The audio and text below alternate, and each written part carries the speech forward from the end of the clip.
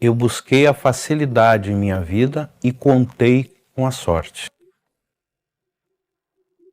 Eu encontrei com as trevas quando eu decidi me entregar aos espíritos. O meu nome é Ubiratã e eu fui de Oxalá por 38 anos da minha vida.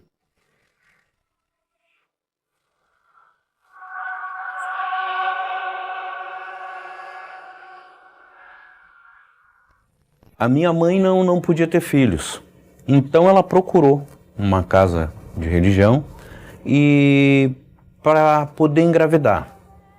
Aí foi feito um determinado ritual e eu fui concebido, gerado e concebido dentro da casa. E fui oferecido, né, às entidades para que eu pudesse aprender.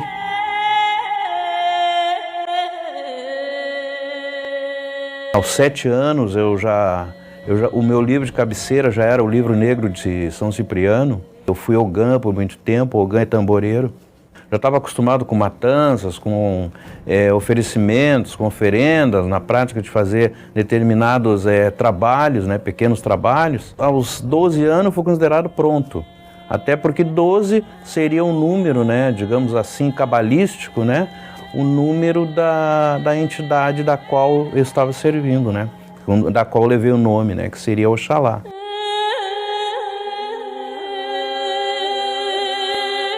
Então, quando eu cheguei numa determinada idade, acima dos meus 16 anos, foi me orientado a que eu começasse a desenvolver, fazer um desenvolvimento maior.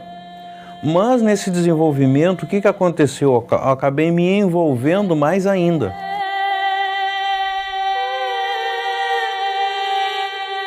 Eu fiz trabalhos em cemitério, no qual a gente retirava, né, pedaços, né, como crânio, mão, pé, osso, né, para fazer determinados trabalhos, determinadas seguranças. No cemitério Vila Nova, no cemitério de Belém Novo,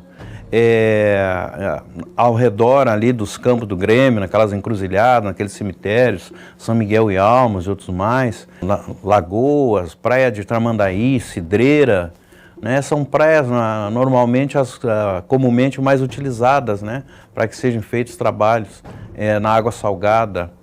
E na época, inclusive, cantores da noite, alguns jogadores de futebol iniciando, eles procuravam muito, né? Que nós tínhamos uma equipe, inclusive, né? Nós tivemos 3 casas, uma na Otto Niemeyer com a Cavalhada, nós tivemos uma casa no final da Otto, lá embaixo, próximo já era bairro Tristeza, lá na Venceslau Escobar, perto da praça, que também fiz muitos trabalhos para a praça, naquela praça. Né? E tinha uma outra na Cristiano Kremer, né? Num bairro chamado Campo Novo, início do Campo Novo.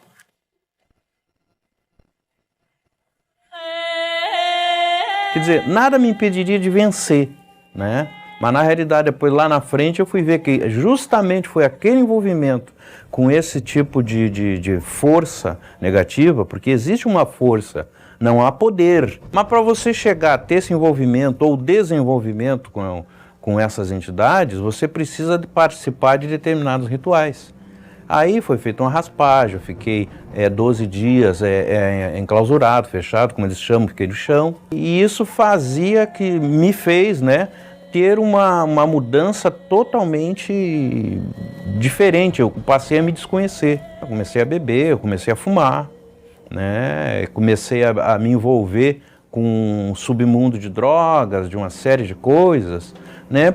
E quando eu falava isso, até ele dizia assim, não, isso aí faz parte da maneira como o teu guia de cabeça é. Eu comecei me aperfeiçoando numa coisa que não era tão boa como eu pensava, né? A informação que eu tinha tido era uma, mas depois de um certo tempo, a realidade que me foi apresentada era totalmente diferente.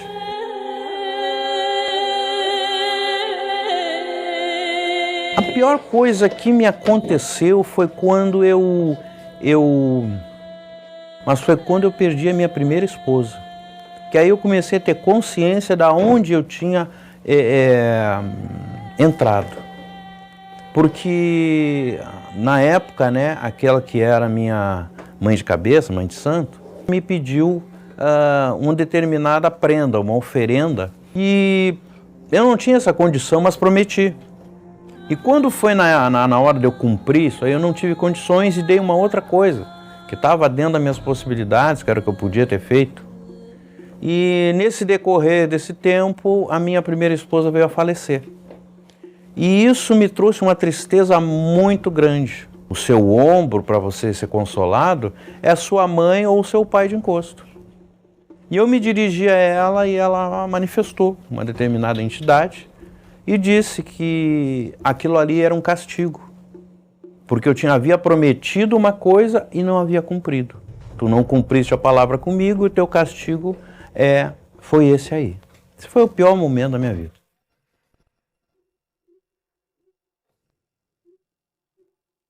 E aí eu comecei a me afastar.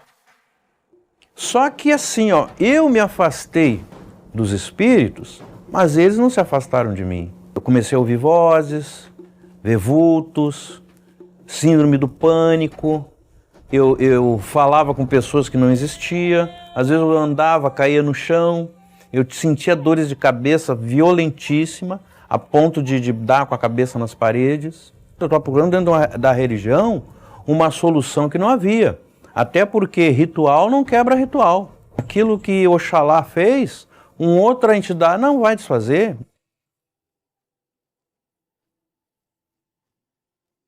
Me convidaram para participar de uma sexta-feira do desmanche. Eu cheguei, mas que negócio é esse? E eu novamente acreditei. Falei assim, poxa, né? Eu já tô lascado. Em alguma coisa eu tenho que crer, alguma coisa eu tenho. Eu não vou ficar apanhando o resto da vida e ficar assim, de cabeça baixa, não reagir. Eu procurei tanta coisa, tanta espiritualidade, tanta religiosidade, tantos dogmas, sofismas e imagens e tanta idolatria, tanta coisa. Então era o que eu precisava de luz. Eu tinha ido num lugar que me prometeu luz, mas onde eu só aprendi trevas.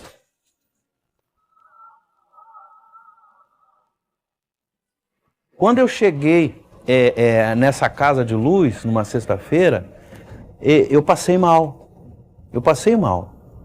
Mas eu não tive medo, eu dizia para Deus, agora eu falava com Deus. Agora eu não falava mais com imagem, não falava com vulto, com sombra, não. Agora eu sentia a presença de Deus, eu via a luz. E isso me fez forte. E quando eu tomei essa decisão, tudo mudou.